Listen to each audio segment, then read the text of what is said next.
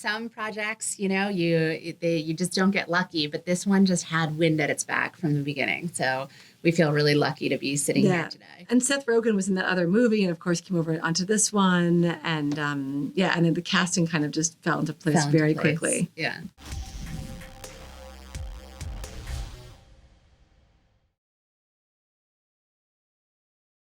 Oh God, there was no book. There was no book. There were a few pages. Yeah.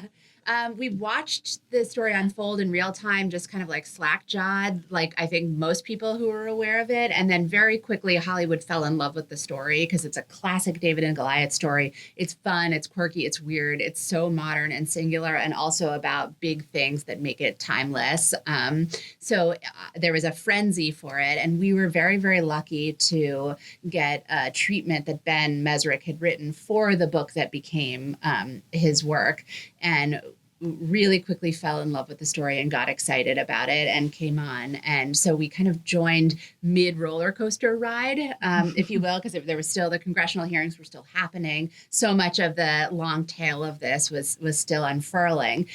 But we just hopped right on and had the best time, like getting to know these characters, getting to know the real people who participated in the movement, and trying our best and our fastest to get this ready to be on the screen. Actually helpful in a way to live through it as we were writing, because we're very interested in internet populism, and this story, of course, falls into that.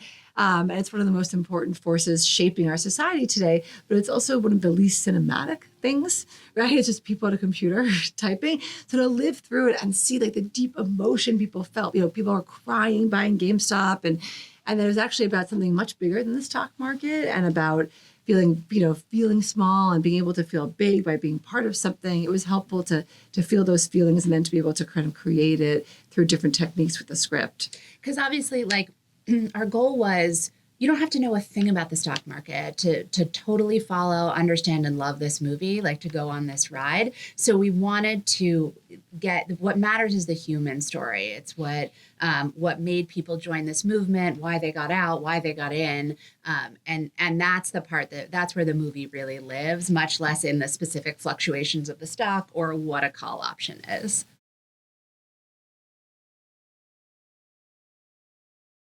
We worship Craig, and we had been kind of like stalking him to direct a movie of ours for years and years. Nobody does energy on screen the way Gillespie does. And also, when we wrote the script, we put those musical cues, like we wrote WAP into the opening of the script, and nobody does music the way Craig does. We knew we wanted this film to like feel like being on the internet and to move like a bat out of hell, to quote the great Billy Friedkin, and like that is Craig's sweet spot.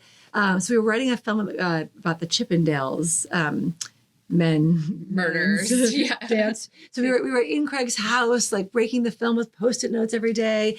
And there was a competing project for that Disney had both our movie and a TV show.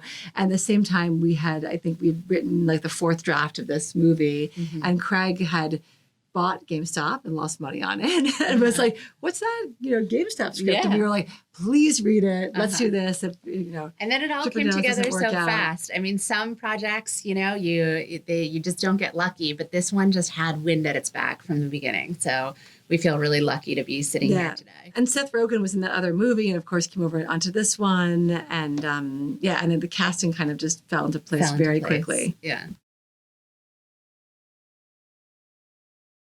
We're here as producers of the film, but of course also very proud to be part of the WGA. And there's a kind of irony that this movie makes the same argument that our guild does. These retail traders were fighting for transparency and fairness on Wall Street, which we know all these Wall Street firms obscure everything they do to kind of keep people in the dark.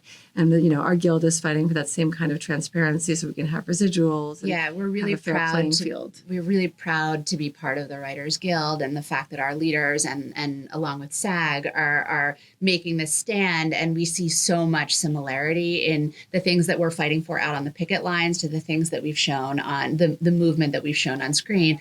Regular people, working people saying, enough is enough. It's not fair. You have to share information. You have to share the wealth.